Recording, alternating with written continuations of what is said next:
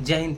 झारखंड को बिहार से अलग हुए 24 साल से ज़्यादा का समय हो चुका है, लेकिन फिर भी झारखंड के लोग अब भी इतने गरीब हैं कि 2021 में हुए नीति आयोग की रिपोर्ट के मुताबिक भारत का दूसरा सबसे गरीब राज्य झारखंड है, जिसमें कि 42.16% लोग गरीबी रेखा से नीचे आते हैं। लगभग 1,69,18,386 लोग। वहीं राज्य में सबसे ज़्यादा गरीबी चतरा में है 60.74%, जो कि पूरी जनसंख्या का लगभग 6,07,400 लोग। वहीं दूसरे नंबर पे पाकुड़ जिला आता है, जहां पे 60.66%, यानी कि वहां की जनसंख्या का लगभग 5,45,940 लोग गरीबी रेखा से नीचे हैं। पर यहाँ पे ऐसा नहीं है कि झारखंड में कुछ भी नहीं है, बल्कि देश के कुल खनिज का 40% भंडारण झारखंड राज्य में ही है, जिसमें कोयला, अब्रक, यूरेनियम, तांबा और चूना पत्थर समेत अन्य प्राकृतिक खनिजों का अपार भंडार है। भारत में सबसे ज्यादा कोयला का उत्पादन झारखंड में किया जाता है, जहां से हर साल 130.104 मिलियन टन कोयला झारखंड से निकाला जाता है। बीते साल 2023 में टोटल 156.483 मिलियन टन कोयला निकाला गया। यहाँ पे झारखंड में प्राकृतिक संसाधनों का अपार भंडार होने के बावजूद भी आखिरकार झारखंड के लोग यहाँ पे इतने गरीब क्यों हैं, ये एक सबसे बड़ा सवाल पैदा होता है। इसके पीछे मुख्य तौर से ये 5 कारण है: बढ़ती हुई जनसंख्या, शिक्षा की कमी, बेरोजगारी, भ्रष्टाचार और स्वास्थ्य संबंधित खतरे। तो आज के सबसे फर्स्ट टॉपिक के ऊपर डिस्कस करते हैं। जिस तरह से झारखंड की जनसंख्या में दिन प्रतिदिन वृद्धि होते जा रही है, पूरे भारत में 12वें स्थान पर जनसंख्या की दृष्टि से आता है झारखंड। और 2011 में हुए जनगणना के अनुसार झारखंड में टोटल पॉपुलेशन 3,29,00,000 से भी ज़्यादा थी।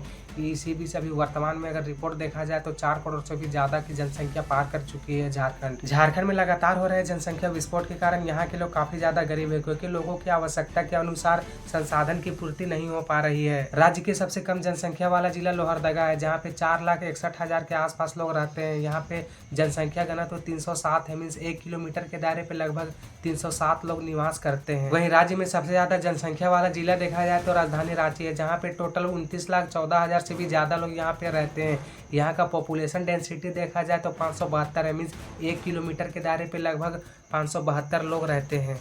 जनसंख्या वृद्धि को अगर झारखंड के राजनीतिक नजरिए से देखा जाए तो कुछ और ही सच सामने आता है, जो कि पूरा बेबुनियादी है। इसका इस्तेमाल राजनीतिक पार्टियों ने 2024 में हुए लोकसभा और विधानसभा चुनाव में खूब किया कि संथाल परगना में आदिवासियों की संख्या कम हो रही है और मुसलमानों की जनसंख्या में दिन प्रतिदिन वृद्धि होते जा रही है। इसके पीछे कारण ये भी बताया गया कि बांग्लादेश से लगातार मुसलमान लोग घुसपैठ कर रहे हैं संथाल परगना में, जिससे कि मुसलमानों की जनसंख्या में दिन प्रतिदिन वृद्धि होते जा रही है। इसी बांग्लादेशी घुसपैठ मामले को लेकर के 2023 में सैयद दानिश दानियाल ने झारखंड हाईकोर्ट में अपनी पहली याचिका दायर करवाई थी। 25 जुलाई 2024 को गोड्डा से बीजेपी सांसद निशिकांत दुबे संसद भवन में बांग्लादेशी घुसपैठी मुद्दे को लेकर के ये कहते हैं कि 2000 में जब बिहार से झारखंड अलग हुआ तो उस समय संथाल परगना में टोटल 36% आदिवासी थे।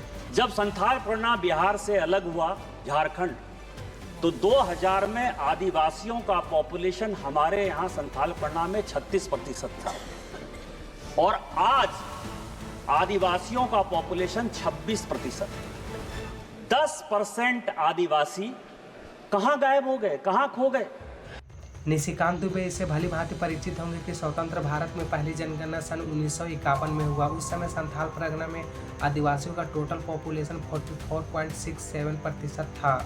1961 में हुए जनगणना के अनुसार 38.24%, 1971 में 36.22% था, 1981 में 36.80%, 1991 में 27.67% था। 2001 में हुए जनगणना के अनुसार संथाल परगना में 29.90% और 2011 में हुए जनगणना के अनुसार संथाल परगना में 28.11% आदिवासी थे। इससे सभी को भली भांति परिचित है कि सन 2000 में बिहार से अलग होकर के झारखंड एक अलग राज्य के रूप में अस्तित्व में आया। यही संसद भवन में निशिकांत दुबे कहते हुए नजर आ रहे हैं कि जब 2000 में झारखंड राज्य बना तो उस समय संथाल परगना में आदिवासियों का टोटल पॉपुलेशन 36% था। जबकि 2001 का जनगणना रिपोर्ट देखा जाए तो संथाल परगना में 29.90% आदिवासी थे, या 1991 का रिपोर्ट देखा जाए तो 27.67% आदिवासी थे। अब अगर 2001 से 2011 के बीच का अंतर देखा जाए तो 1.79% आदिवासी कम हुए हैं, ना कि 10% आदिवासी कम हुए हैं, जिस तरह से निशिकांत दुबे के द्वारा झूठ को परोसा जा रहा है। यहाँ पे एक चिंता का विषय ये है कि आदिवासियों की जनसंख्या में गिरावट तो दर्ज की गई, लेकिन ये मुख्य तौर से 1951 से 1991 के बीच में, ना कि बीजेपी सांसद निशिकांत दुबे जिस तरह से कह रहे हैं उसके अनुसार। आदिवासियों की जनसंख्या में कमी होने के पीछे भी मुख्य कारण ये है कि उनकी आर्थिक स्थिति अच्छी ना होने की वजह से वे रोजगार की तलाश में अन्य राज्यों में लाखों की संख्या में पलायन करने के मजबूर हैं। और यहाँ पे खासकर एक बात भी है कि आदिवासियों की मृत्यु दर भी अन्य समुदायों के मुताबिक बहुत अधिक है। जैसे जैसे इलेक्शन करीब आते जाता है, पॉलिटिक्स पार्टी के द्वारा वोट बैंकिंग के लिए लव जिहाद और लैंड जिहाद, मीनिंग लैंड जिहाद से मतलब ये है कि ज़मीन के लिए आदिवासी महिलाओं के साथ शादी करना, जबकि इसकी ज़मीनी स्तर पर सच्चाई कुछ और ही होती है। आदिवासी महिला है और हमारा हस्बैंड एक मुस्लिम है, ये तो निजी जिंदगी का मामला है, हमको किससे शादी करना है, किसके साथ रहना है, में मतलब हकीकत से कोई इसका वास्ता नहीं है, तो वो लोग हम लोग बांग्लादेशी कैसे मान लेंगे? ऐसे तो सुने हैं, ऐसे देखिए मोबाइल सब में देता है, लेकिन ऐसे तो नहीं है यहाँ। बांग्लादेश का घुसपैठी का कोई मतलब लेन देन नहीं है। जो हम 1956 में शिक्षा को बढ़ावा देने के लिए बाबा साहेब डॉक्टर भीमराव अंबेडकर ने कहा कि शिक्षा शेरनी का दूध है, जो पिएगा वो दहाड़ेगा। जिस तरह से आज के बढ़ते हुए दौर में लोग अच्छी शिक्षा प्राप्त करने के लिए लाखों और करोड़ों रुपए जहां खर्च कर रहे हैं, वहीं झारखंड की आधा से ज़्यादा आबादी शिक्षा के अभाव से अछूत है। राज्य की सबसे कम साक्षरता दर वाला जिला पाकुड़ है, जहाँ पे वहाँ के टोटल जनसंख्या का लगभग 3.5 लाख लोग केवल पढ़े लिखे हैं। 2021-22 रिपोर्ट के मुताबिक झारखंड में टोटल गवर्नमेंट स्कूलों की संख्या 35,840 है, जिसमें से कई स्कूल ऐसे हैं जहां पे बच्चों के पढ़ने के लिए ठीक प्रकार से अच्छी व्यवस्था नहीं है। गिरिडीह के हरदा पहाड़ी प्राथमिक विद्यालय में केवल एक ही टीचर है, जो कि क्लास 1 से लेकर के क्लास 5 तक के बच्चों को अकेले ही संभालते हैं और वहाँ पे पढ़ाने का काम करते हैं। जरा यहाँ पे सोचिए कि उन बच्चों को किस तरह से वो पढ़ाते होंगे। वहीं चतरा का उत्क्रमिक मध्य विद्यालय पैनी कला की स्थिति और भी ज्यादा गंभीर है, जहाँ पे 400 बच्चों के बीच में केवल एक ही टीचर पढ़ाने के लिए है। बच्चे सालों से स्कूल तो आते हैं, लेकिन एक टाइम का खाना मिड डे मील के लिए, लेकिन वहाँ के यही स्कूली बच्चे अब पढ़ाई को सीरियस में लेते हुए धरना पे उतर आए और दोपहर का खाना खाने के लिए साफ इनकार कर दिया और वहाँ की शिक्षा व्यवस्था में जल्द से जल्द सुधार करने की मांग करने लगे। शिक्षक एक है, 4 साल से मिलता है, भोजन नहीं चाहिए, टीचर चाहिए। 4 साल से जब तक शिक्षक नहीं आएगा तब तक। तुम लोग का क्या मांग है? शिक्षक। बहुत से सरकारी स्कूलों की स्थिति इतनी बिगड़ चुकी है कि बच्चों को शौच करने के लिए अच्छी शौचालय की व्यवस्था नहीं है और ना ही ढंग का स्कूल बनाया गया है। झारखंड के इन सरकारी स्कूलों की स्थिति इसी तरह से चलते रही तो आने वाले समय में एक बहुत ही बड़ा समस्या पैदा हो जाएगा, क्योंकि झारखंड के आधा से ज़्यादा आबादी गरीब परिवार के बच्चे इन सरकारी स्कूलों में ही अपने पढ़ाई को पूरा करते हैं।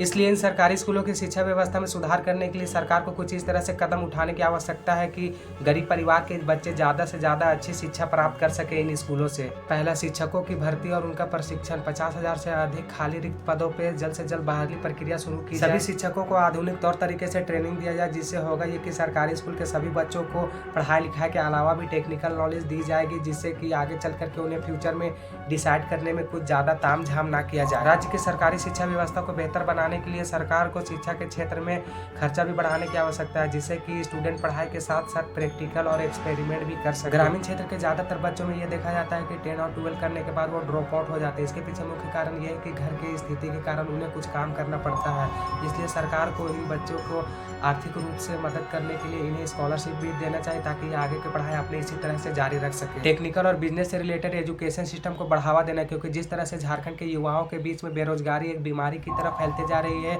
ये टेक्निकल चीज कुछ सीखेंगे तभी ये आगे चल करके लंबे रेस का घोड़ा बन सकते हैं। झारखंड में लगातार बढ़ती हुई बेरोजगारी यहाँ के युवाओं के लिए काफी बड़ी समस्या बनते जा रही है। इसका अंदाजा इसी से लगाया जा सकता है कि हाल ही में बीते साल सन 2023 में आए हुए झारखंड उत्पाद सिपाही के लिए महज 583 खाली पदों के लिए 5 लाख से भी ज़्यादा अधिक लोगों ने फॉर्म अप्लाई किया, जहाँ यहीं से अंदाज़ा लगाया जा सकता है कि कितने सारे लोग बेरोजगार हैं। और जबकि ये उत्पाद सिपाही का ही नहीं, बल्कि इसके अलावा भी कई सारे ऐसे वैकेंसी है जिसमें एक पद के लिए भी 1 लाख लोग फॉर्म भरते हैं और यहाँ के युवा रोजगार की तलाश में अन्य राज्यों में पलायन करने को मजबूर हैं। यहाँ पे सबसे बड़ा सवाल ये पैदा होता है कि झारखंड में प्राकृतिक संपदा की अपार भंडार होने के बावजूद और यहाँ पे बहुत सारी कंपनियां होने के बावजूद भी यहाँ के लोग आखिरकार बेरोजगार क्यों हैं। यहाँ पे सबसे बड़ी कंपनियों में Tata steel, Bokaro steel, CCL, NTPC, Jindal समेत कई अन्य बहुत सारी बड़ी कंपनियां हैं। इन कंपनियों में झारखंड के लोगों की नौकरी बहुत ही सीमित मात्रा में ना के बराबर की जाती है, बल्कि इसके अलावा झारखंड से बाहर अन्य राज्यों से वर्कर यहाँ पे मंगाए जाते हैं, जिससे कि इन कंपनियों में जाने का अवसर यहाँ के लोगों को बहुत ही कम मिलता है। यहाँ पे ये नहीं है कि झारखंड में पढ़े लिखे लोगों की कमी है, बल्कि डिप्लोमा, ITI और इंजीनियरिंग किए हुए लोग अभी बेरोजगार हैं। उनके क्वालिफिकेशन के हिसाब से उन्हें जॉब आज के दौर में मिलना बहुत ज़्यादा मुश्किल हो गया है। आज के इस बढ़ते हुए दौर में जिस तेजी के साथ बेरोजगारी भी दिन प्रतिदिन वृद्धि होते जा रही है, इसके पीछे भी मुख्य कारण ये देखा जा रहा है कि जिस तेजी के साथ लोग गवर्नमेंट जॉब की तैयारी करते हैं, उन्हें सभी लोगों को गवर्नमेंट जॉब नहीं दिया जाता है, बल्कि उनमें से कुछ ही लोगों को नौकरी दिया जाता है, क्योंकि सेंट्रल लेवल हो या स्टेट लेवल काफ़ी लिमिट मात्रा में वैकेंसी निकलती है, जिससे कि सभी लोगों को जॉब नहीं मिलता और परिणाम ये होता है कि काफ़ी सारे लोगों में बेरोजगारी पनपती है। यहाँ पे बहुत सारी कंपनियाँ ऐसा करती है कि स्थानीय लोगों को रोजगार देने के बजाय किसी काम को कॉन्ट्रैक्टर के थ्रू करवाती है, जिससे कि स्थानीय लोग इन कॉन्ट्रैक्टर के थ्रू कम दाम में काम करने को मजबूर हो जाते हैं। झारखंड की इस बढ़ती हुई बेरोजगारी को जड़ से एक बार में चुटकी बजा करके तो ख़त्म नहीं किया जा सकता है, लेकिन अभी से अगर प्रयास किया गया तो आने वाले नेक्स्ट जनरेशन के लिए काफ़ी लाभदायक साबित हो सकता है। पहला, तकनीकी शिक्षा को बढ़ावा देना ताकि लोगों के रोजगार के अवसर में वृद्धि हो, और दूसरा, ऐसे कानून बनाना चाहिए जिससे कि स्थानीय कंपनी स्थानीय लोगों को 85% तक के रोजगार की गारंटी दे। तीसरा, कृषि और रोजगार के अन्य क्षेत्रों को बढ़ावा देना जिससे कि ग्रामीण क्षेत्रों में रोजगार के अवसर को बढ़ावा मिलेगा। और अंत में, सरकार के द्वारा छोटे छोटे उद्योगों को स्टार्टअप करने के लिए उन्हें बढ़ावा देना चाहिए। झारखंड में लगातार बढ़ते हुए भ्रष्टाचार के मामले एक बहुत ही बड़ी गंभीर समस्या बनकर के उभर के सामने आई है, जिससे कि बड़े बड़े नेता, लीडर और यहाँ तक कि पुलिस अधिकारी और छोटे छोटे कर्मचारियों के द्वारा आए दिन भ्रष्टाचार के मामले सामने आते रहते हैं। बीते साल 6 मई 2024 को झारखंड के ग्रामीण विकास मंत्री आलमगीर आलम के निजी सचिव संजीव लाल के घरेलू सहायक जहांगीर आलम के फ्लैट में जब ईडी के द्वारा छापेमारी की गई तो 32 करोड़ से भी ज़्यादा के कैश उनके फ्लैट से मिले। ठीक इसी तरह 2023 में झारखंड से राज्यसभा सांसद धीरेन्द्र साहू के अलग अलग ठिकानों में जब आयकर विभाग ने छापेमारी की तो उसके अलग अलग ठिकानों से टोटल 350 करोड़ से भी ज़्यादा के कैश पकड़े गए। झारखंड में कंपटीशन एग्जाम पेपर लीक के साथ साथ 10th का भी पेपर बहुत ही आसान तरीके से लीक हो रहा है, जो कि फरवरी में जब एग्जाम हुआ तो हिंदी और साइंस का पेपर बहुत ही आम तरीके से लीक हो गया। और आगे चल करके फिर जब ये बात सामने आई तो झारखंड एकेडमिक काउंसिल ने ये दोनों परीक्षा को रद्द कर दिया।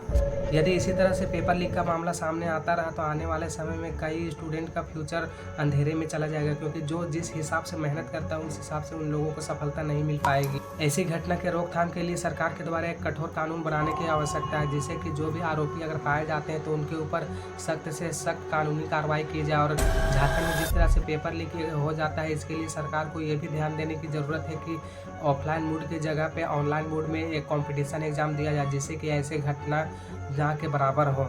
झारखंड के कई लोगों के बीच में स्वास्थ्य संबंधित कई गंभीर समस्याएं हैं, जो कि राज्य के सामाजिक आर्थिक हालात, कुपोषण, खराब स्वास्थ्य सुविधा और लोगों के बीच में जागरूकता ना होने की वजह से लगातार बढ़ते ही जा रही है। वहीं कुपोषण की समस्या राज्य में एक गंभीर समस्या बन करके सामने आई है, खास करके उन महिलाओं में जिनमें कुपोषण की कमी की वजह से कम वजन के बच्चे जन्म लेते हैं और इन बच्चों की मृत्यु दर लगातार बढ़ते ही जा रही है। इसके पीछे यूनिसेफ के चीफ कनिका मिश्रा ने खास वजह ये बताई कि झारखंड में जिस तरह से कम एज में ही लड़कियों की लगातार शादी होती जा रही है और इसी एज के बीच में ये बच्चे को जन्म देती है, जिससे कि बच्चे के हेल्थ में भी काफ़ी ज़्यादा प्रभाव पड़ता है और बच्चे की मृत्यु दर लगातार बढ़ते ही जा रही है। अगर झारखंड में बाल विवाह को नहीं रोका गया तो आने वाले समय में बच्चे की मृत्यु दर एक महामारी के रूप में उभर करके सामने आएगी। वहीं 6 महीने से कम उम्र के बच्चों में कुपोषण की समस्या बहुत ही तेजी के साथ बढ़ रही है, जिससे कि ये बच्चे के एज में जैसे जैसे बढ़ोतरी होते जाएगी, इनमें तरह तरह की बीमारियां भी बढ़ते जाएगी। राज्य में NFHS मतलब कि राष्ट्रीय परिवार स्वास्थ्य सर्वेक्षण रिपोर्ट के मुताबिक टोटल 39% बच्चे कुपोषण से शिकार है, जिसमें से कि शहरी क्षेत्रों के मुताबिक ग्रामीण क्षेत्रों की स्थिति बहुत ज़्यादा गंभीर है। दूसरी ओर राज्य में लगातार बढ़ने वाली बीमारी है वो है डेंगू, मलेरिया और चिकनगुनिया, जिससे कि लोगों को अच्छा इलाज ना मिलने की वजह से डायरेक्ट ही मौत हो जा रही है।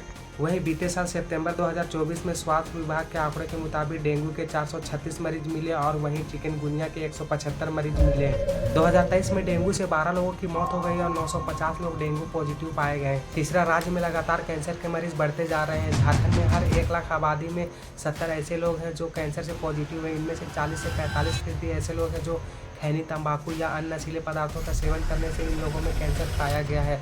और इनमें महिलाएं भी शामिल है, जो महिलाओं में 8.4% ऐसे महिलाएं हैं जो डायरेक्ट या इनडायरेक्ट किसी न किसी रूप में तंबाकू का सेवन करते हैं, जिससे कि इन महिलाओं में कैंसर पॉजिटिव पाया गया है। झारखंड में बढ़ती हुई बीमारी एक महामारी का रूप ना ले इसके लिए सरकार को सख्त से सख्त कदम उठाने की आवश्यकता है, जिससे कि लोगों में जागरूकता करने और ग्रामीण क्षेत्रों में ज़्यादा से ज़्यादा अस्पताल और डॉक्टरों को भेज करके कैंपेनिंग चलाने की ज़रूरत है, जिससे कि कुपोषण होने पर भी उनका इलाज किया जा सके और ज़्यादा से ज़्यादा लोगों को बेहतर सुविधाएं दी जा सके।